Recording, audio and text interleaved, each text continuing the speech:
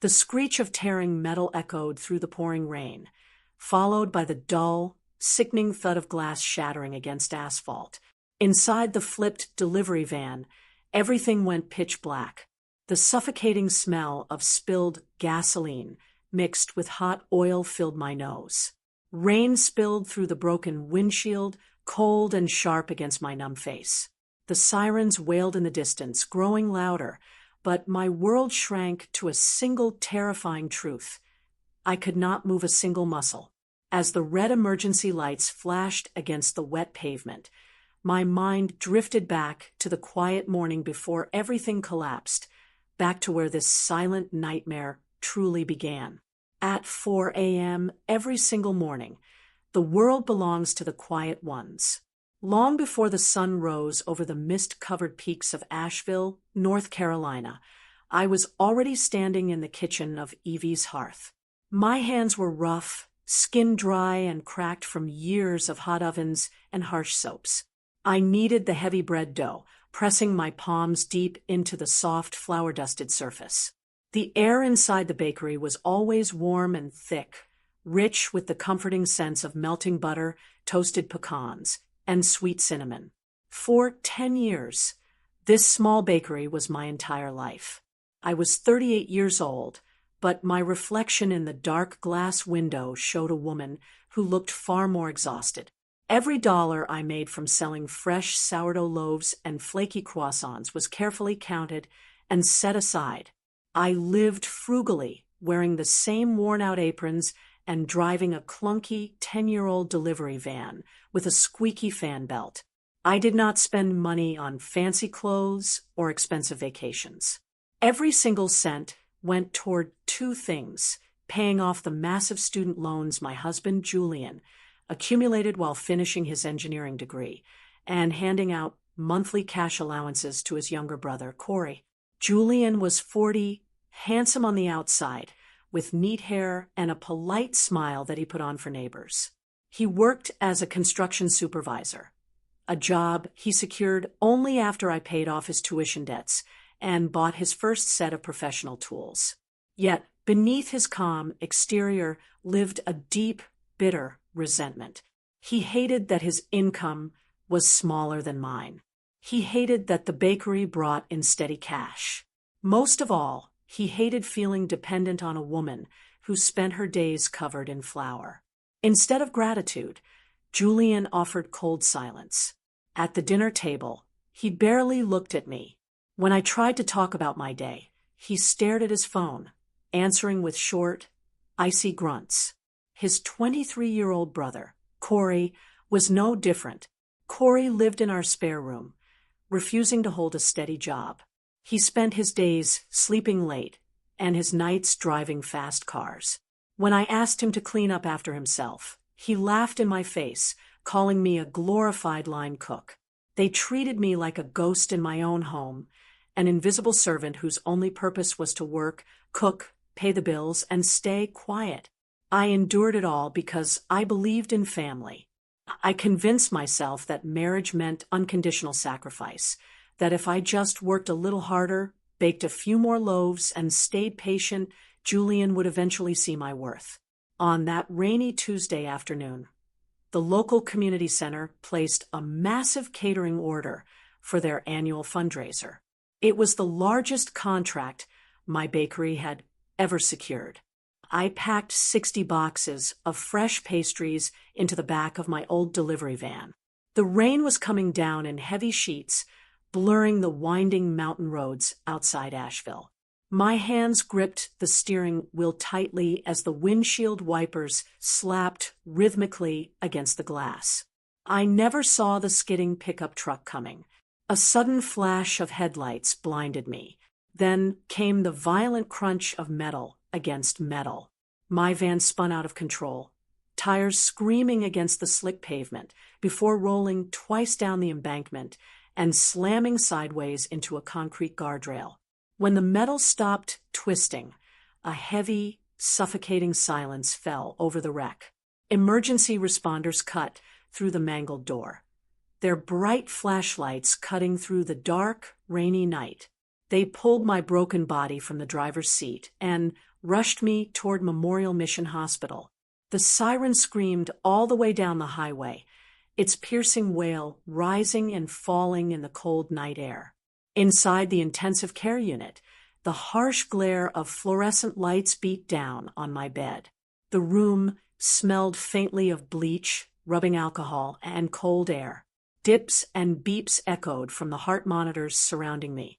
A thick plastic tube was forced down my throat, forcing oxygen into my lungs with a rhythmic, mechanical hiss. I was trapped inside a shattered shell. A severe traumatic brain injury and a sudden stroke during emergency surgery had locked my body in total paralysis. My legs were numb logs beneath the heavy blankets. My arms rested lifelessly at my sides. I could not turn my head. I could not form a single word. My mouth was frozen shut. Yet, deep inside that motionless body, my mind was wide awake. I could hear every whisper in the room. I could smell the sharp antiseptic on the floor. I could feel the cold fluid dripping slowly into my vein. I lay there in the dark silence, terrified and completely helpless, believing with all my heart that my devoted husband would soon walk through that door to hold my hand and save me. The rhythmic hum of the heart monitor filled the cold room. The sharp smell of antiseptic stung my nose with every artificial breath forced into my lungs. Sunlight leaked through gray blinds, casting pale stripes across the sterile floor. My body remained frozen, a silent prisoner trapped beneath heavy blankets. Heavy footsteps clacked against the linoleum. The door swung open, and the heavy scent of expensive cologne drifted in. It was Julian, accompanied by his younger brother, Corey. Outside in the hallway, Julian had been dabbing his eyes with a handkerchief, putting on a show of a heartbroken husband for the nurses. The moment the wooden door clicked shut, his sorrow vanished, replaced by a cold, calculating glare. Julian leaned down until his face was inches from mine. His breath smelled stale, faintly of cold coffee. He gripped my limp right hand, his fingers squeezing hard enough to leave a dull ache.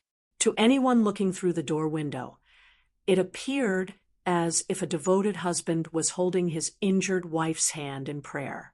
Then he leaned closer, his voice dropping to a harsh, icy whisper. "So much money for therapy, when you'll probably never recover," he muttered, his lips barely moving. $8,000 a month for rehabilitation. Insurance won't cover half of it. It's pointless. I'm canceling your rehab to save the cash. My chest screamed in silent agony. The pain did not come from broken ribs, but from deep betrayal. 10 years of waking at 4 in the morning, 10 years of flour-covered hands, 10 years of paying his debts, all discarded like trash. Corey stepped up beside his brother, holding a paper coffee cup. He chuckled under his breath, a cruel, mocking sound. "I'll take her bakery and her house," Corey whispered, eyes glinting with greed. "I've always wanted to turn that bakery space into a custom auto garage anyway." Julian let out a dry laugh. "We'll wait until everything is official. I've got plans for her estate. The bakery's location alone is worth a fortune. She can't understand us anyway. She's practically a vegetable." Neither noticed the single tear that escaped the corner of my eye, sliding slowly down my cold cheek. They thought I couldn't hear them. They thought I couldn't understand. Their heavy footsteps drifted out, and the door clicked shut. Silence settled over the space, thick and suffocating. A minute later, soft footsteps approached. The door opened quietly. It was Clara Bennett, my primary ICU nurse. She was 29 years old, wearing faded blue scrubs with calm, observant eyes. Her brother had suffered a severe stroke years ago, making her deeply sensitive to neurological patients. Clara stepped gently to my bedside. The faint scent of lavender soap drifted from her uniform, replacing Julian's cologne. "Good afternoon, Evie," Clara said softly, her voice warm. I'm going to adjust your foretubing now. Her cool fingers checked the plastic line on my arm. As she worked, her eyes met mine. She froze. Clara leaned closer, her eyes scanning my face with intense focus. I know that look, she whispered. I think you're in there. Can you understand me? I gathered every ounce of strength left. I forced my eyes to open wider, staring directly into hers. Clara's eyebrows lifted. If you can understand me, blink twice. I blinked once. Then I blinked again. Clara's breath hitched. My goodness, she breathed quietly, glancing quickly toward the door. They told us you were completely unresponsive. I blinked twice again. Tears filled the corners of her kind eyes. Don't worry, Clara whispered, leaning near my ear. I'm not telling your husband or anyone else until we know exactly what you want. For the first time since the crash, someone treated me like a human being. Someone asked for my consent instead of deciding my fate. Can you move anything? Clara asked gently. Try your fingers. I focused all my mental energy on my right hand. My legs were numb. My left arm refused to respond. But I remembered my childhood learning American Sign Language at the community center. Pain shot through my forearm like hot needles. Slowly, painfully, my index finger twitched against the sheet. Clara watched without breathing. Her eyes widened as my thumb shifted, forming a crude gesture. You're trying to sign, Clara whispered. I know ASL.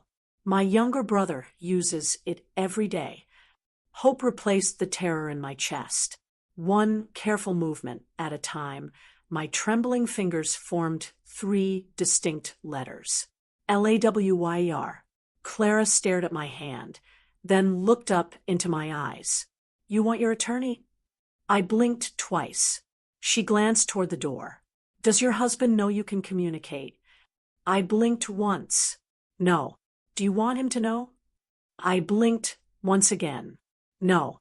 Clara nodded instantly. I understand. I won't say a word to him. She gently squeezed my hand. I'm going to help you, Evie. I'm calling your lawyer right now. Clara pulled a small phone from her pocket and stepped toward the far corner of the room. She dialed the number I indicated through my signs. Marcus Rivera, my late father's trusted family attorney. As Clara whispered into the phone, I lay back against the hard pillow. The heartbreak burned away, replaced by cold rage. My husband thought he had buried me, but he had only left me in the dark, and in the dark, I was preparing to fight back. The heavy mahogany door of my hospital room clicked open the following morning at 8 sharp. Marcus Rivera walked in carrying a worn leather briefcase. He was 52 years old, with silvering hair, sharp brown eyes, and a quiet, immovable presence. He had been my late father's closest friend and trusted family attorney for over 25 years. Marcus stepped to my bedside. His tailored suit smelled faintly of wool, rain, and cedarwood. The moment his warm eyes met mine, his tense shoulders relaxed. Evie, he murmured, his deep voice trembling slightly. I was preparing myself for the worst. I could not speak, but I blinked twice. Clara quietly closed the window blinds, dimming the harsh morning glare. She stepped beside Marcus and gently lifted my right hand. Mr. Rivera, she communicates using American Sign Language. Marcus stared in complete astonishment as my stiff, trembling index finger twitched against the crisp bedsheet. My thumb shifted, forming precise, agonizing movements. Pain flared up my arm like hot needles, but I pressed forward. LAWYER. Sarah taught you, Marcus whispered, his eyes widening. He remembered my younger sister, who was born deaf. My mind was entirely intact.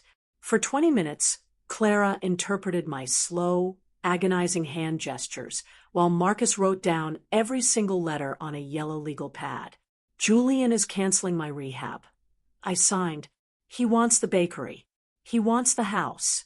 He thinks I am dying. Marcus's face hardened into solid stone. The warm family friend vanished, replaced by a relentless legal strategist. He tapped his pen against the paper. We need to move immediately, but we must be smart, Marcus said, his voice dropping low. First, we invoke HIPAA. That same morning, Marcus executed a strict HIPAA privacy restriction with the hospital board. Under federal law, because I was a mentally competent adult, I had the absolute legal right to restrict who received my medical updates. The hospital placed a bold red flag on my file. Dr. Patel and the ICU staff were legally forbidden from disclosing any sign of my physical recovery to Julian. When Julian arrived later that afternoon for his 5-minute visit, he found me lying motionless, eyes closed. He snapped a quick selfie near my bed to post online, whispered a fake prayer for the benefit of a passing nurse, and left. He had no idea the medical wall had been built around him. Marcus returned the next day with several thick folders. He laid them out across the small hospital table. Julian thinks he can sell your assets, Marcus explained softly, a cold smile touching his lips. He doesn't know how your father structured your estate. Before my marriage, my father helped me place the bakery business, the commercial property, and our residential home into an irrevocable living trust. Evie Vance was the sole trustee and primary beneficiary. Julian's name was nowhere on the deeds. Legally, he owned nothing. However, Marcus's expression grew serious. He is getting desperate. He knows he has no legal standing, so he is trying to force his way in. Marcus slid a document across the bed. Clara picked it up and read the header aloud. Emergency request for durable power of attorney, Clara read, her voice tight with anger.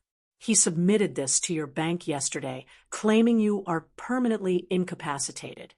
Look at the signature line, Evie, Marcus said softly. At the bottom of the document was a crude, forged attempt at my signature. Julian had hired an unethical notary to sign off on a fraudulent power of attorney. He was attempting to seize my bank accounts and transfer the bakery deed to his name. He just committed felony forgery, Marcus declared, his eyes flashing with grim satisfaction. Under North Carolina law, forging a signature to steal real estate and corporate assets is a Class H felony. He thinks he is playing chess, but he just handed us a loaded weapon. I raised my right hand, my fingers moving slowly. Not yet, I signed. Let him finish. Marcus frowned slightly, then nodded in sudden understanding. You want the trap to spring completely. If we arrest him now, his lawyers will claim it was a misunderstanding. I signed, each letter burning with cold purpose. Let him sign the sales contracts. Let him attempt the transfer. Let him prove his greed beyond a shadow of a doubt. That evening, a notification flashed on Clara's phone. It was connected to my home's private smart home security system, which was registered solely under my name and paid for by my business account. Clara held the screen before my eyes. High-definition video footage showed Julian and Corey inside my home office. Corey was holding my safe open, laughing as he pulled out my spare property deeds and my late mother's pearl necklace.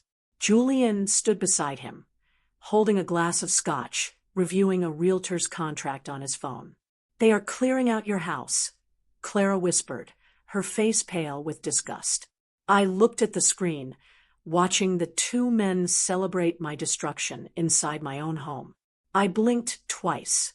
Let them, I signed back, my fingers moving with steady, unshakable resolve. Let them dig their own graves. The pain in my body no longer felt like a prison. It felt like fuel. Julian and Corey believed they were stepping into an inheritance. They had no idea they were walking directly into a federal cage.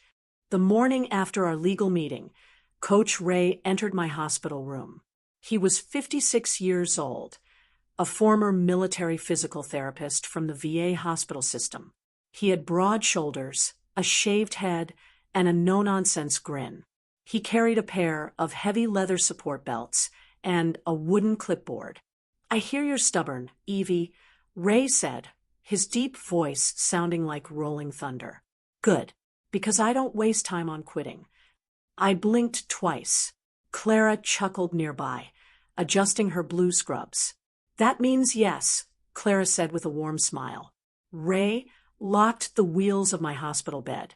The crisp smell of peppermint gum and stiff leather drifted from him. "Your husband thinks you're finished.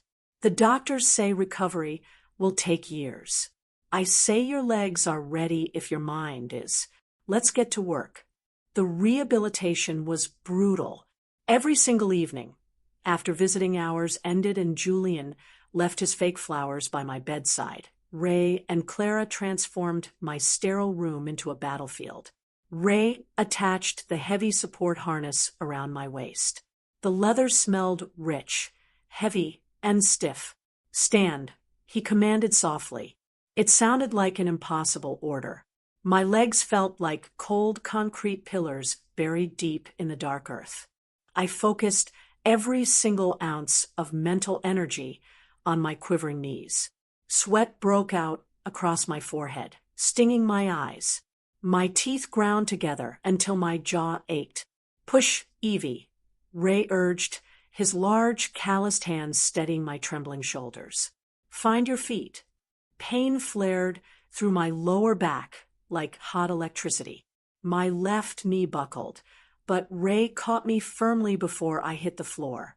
Sweat soaked through my thin hospital gown. I gasped for air, the metallic taste of blood faint on my tongue from biting my lip.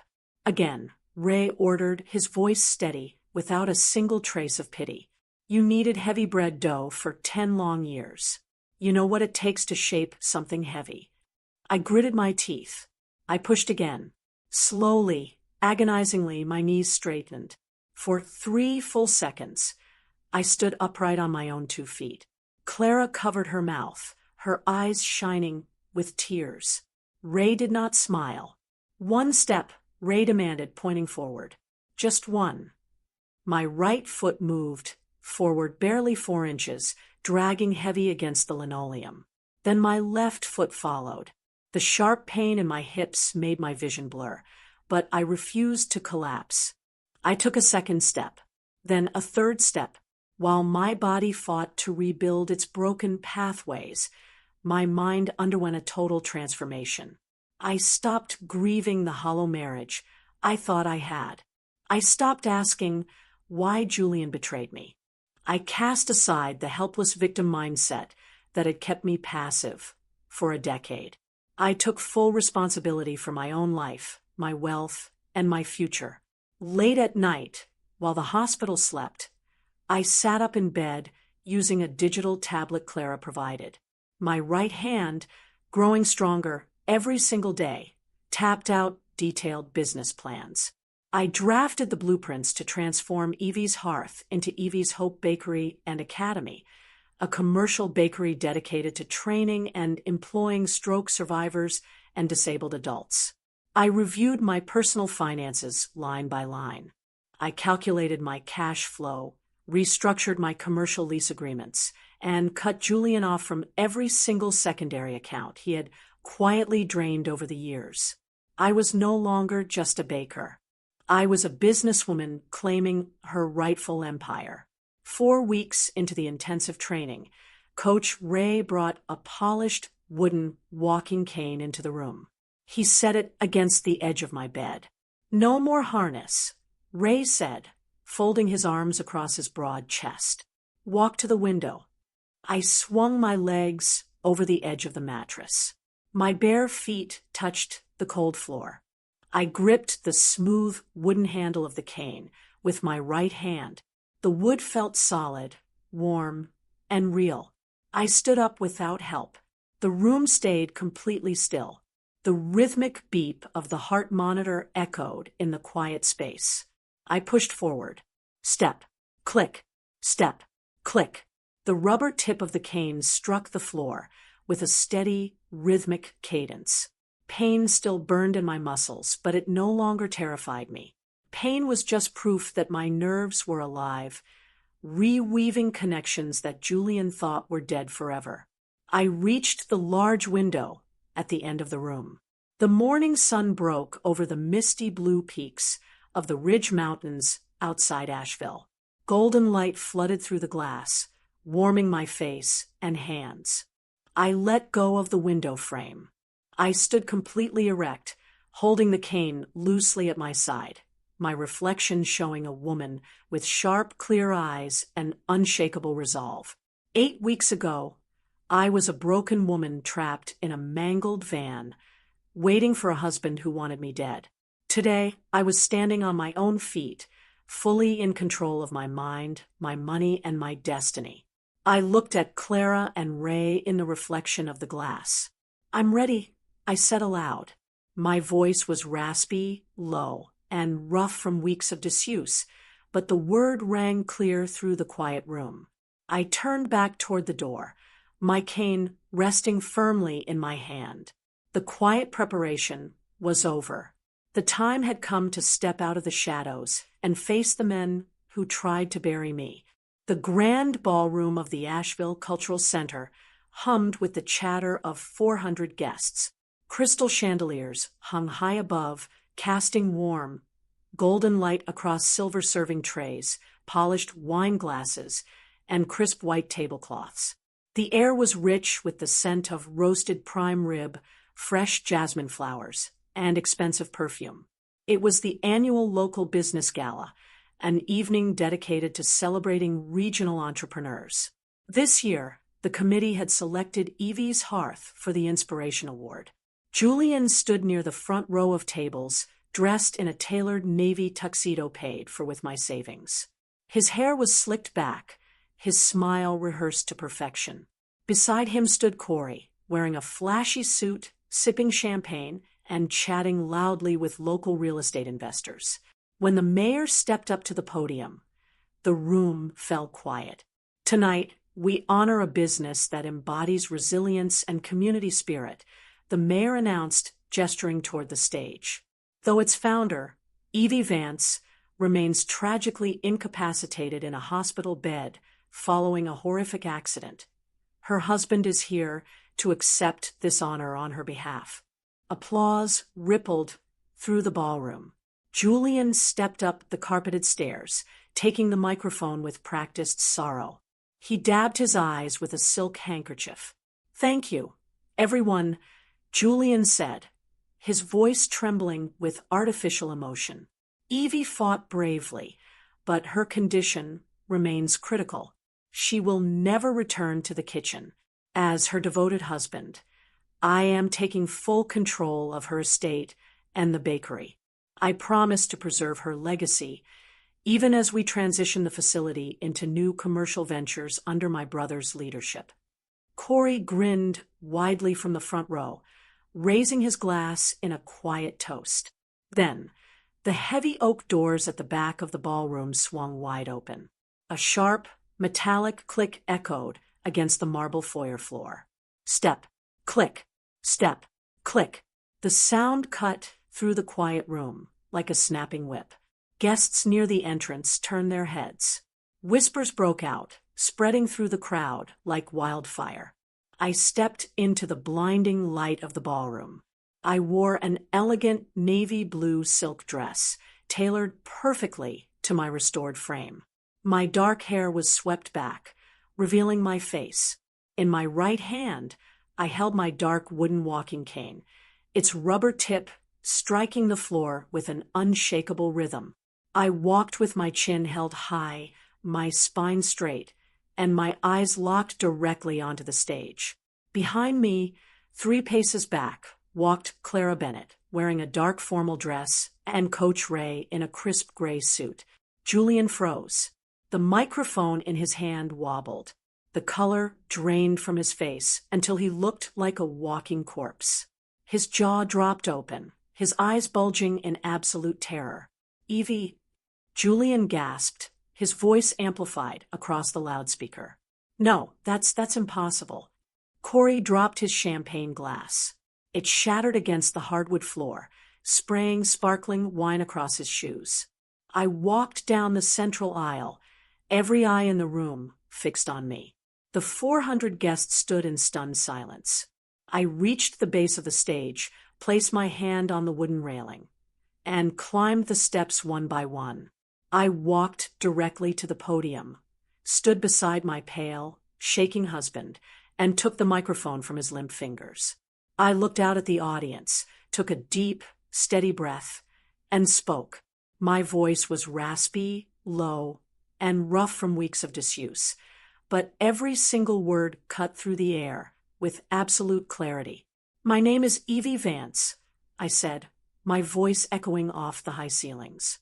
"I am the founder, sole owner, and trustee of Evie's Hearth. And as you can see, I am very much alive." Gasps erupted across the room. People stood up from their chairs to see better. "2 months ago, a truck struck my van," I continued, glaring at Julian. "I lay in an ICU bed, unable to speak or move. And while I lay there, my husband stood beside me and whispered his intention to cancel my medical rehabilitation to save his money." The crowd gasped in horror. Julian stumbled backward, his hands trembling violently. "She's confused," he yelled frantically. "She suffered a brain injury. She doesn't know what she's saying." "I know exactly what I am saying," I replied calmly. At that exact moment, Marcus Rivera stepped onto the stage, holding a black leather binder. Beside him stood Prosecutor Sarah Jenkins and 2 uniformed officers from the Asheville Police Department. Marcus signaled the audiovisual technician at the back of the hall. The giant projection screens behind the podium lowered automatically. "Tonight is about accountability," Marcus announced into the second microphone. "And the evidence is indisputable." The screens flickered to life. High-definition video from my home's smart home security system began playing for all 400 guests to see. The audio boomed through the ballroom speakers. The screen showed Julian and Corey inside my home office 3 weeks prior. On camera, Corey laughed as he forced open my metal safe, pulling out my mother's pearl necklace. Julian was clearly visible on camera holding a glass of scotch, examining a fake power of attorney document. "She's never waking up, man," Julian's recorded voice echoed through the room. "Once the forged signature goes through, the bakery and the house are ours. We'll sell the land and split the cash." A wave of outrage swept through the ballroom. Several prominent business leaders shook their heads in utter disgust. Marcus held up a stack of certified legal documents. Yesterday morning, Julian Vance submitted a fraudulent request for durable power of attorney to First National Bank, using a forged signature to attempt the illegal seizure of Evie Vance's corporate accounts. That is a Class H felony under North Carolina law. Corey turned and tried to sprint toward the rear exit, but Officer Miller stepped into his path, grabbing him firmly by the collar and forcing his arms behind his back. Detective Harris walked up the stage steps, pulling a pair of steel handcuffs from his belt. The cold metal clicked loudly as he snapped them around Julian's wrists.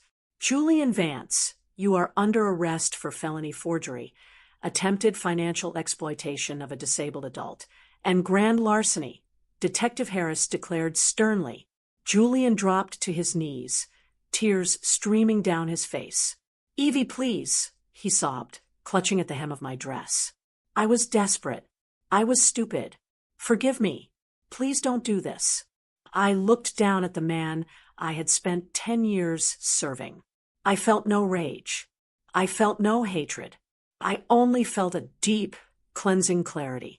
I leaned down slightly, looking him dead in the eye. "You didn't break me, Julian," I said softly, my voice carrying over the silent room. "You just woke me up." The officers pulled Julian to his feet and dragged him down the aisle alongside his sobbing brother. The heavy doors of the ballroom closed behind them, shutting out their cries forever. I turned back to the podium, adjusting my navy dress, and stood tall before the crowd. The entire room erupted into a standing ovation. The crisp autumn wind swept down from the Blue Ridge Mountains, carrying the sharp, earthy scent of damp pine needles and drifting wood smoke. 6 months had passed since the night of the gala, months marked by hard work, quiet healing, and the steady rebuilding of my life. Inside the small courtroom of the Asheville County Courthouse, the final legal proceedings concluded in quiet dignity. Julian and Corey stood before the judge in gray prison jumpsuits, sentenced to federal and state time for felony forgery and financial fraud. When the bailiff led Julian away, he turned back one last time. His eyes were hollow, filled with a crushing, irreversible regret. I sat quietly at the wooden defense table, my posture straight and unyielding. When the judge dismissed the court, I walked outside into the bright afternoon sunlight. Marcus Rivera waited by his car, holding a manila folder containing the final settlement papers. He handed them to me with a respectful nod. "It's over, Evie," Marcus said softly. "You're completely free." I nodded, feeling a profound wave of peace wash over me. Later that afternoon, I met Julian one final time in a quiet, neutral counseling office downtown. There were no lawyers, no cameras, no emotional outbursts. Julian looked older, his shoulders slumped beneath the weight of his actions. He placed a small velvet box on the wooden table between us, my grandmother's gold wedding band. "I didn't deserve to keep it," Julian whispered, his voice cracking. "I'm sorry for everything, Evie. I destroyed our life for greed." I looked down at the ring, then looked up into his tired eyes. "I forgive you, Julian," I said, my voice steady and calm. "Not because you deserve it, but because I deserve peace. I refuse to let your betrayal rent space in my mind for another day."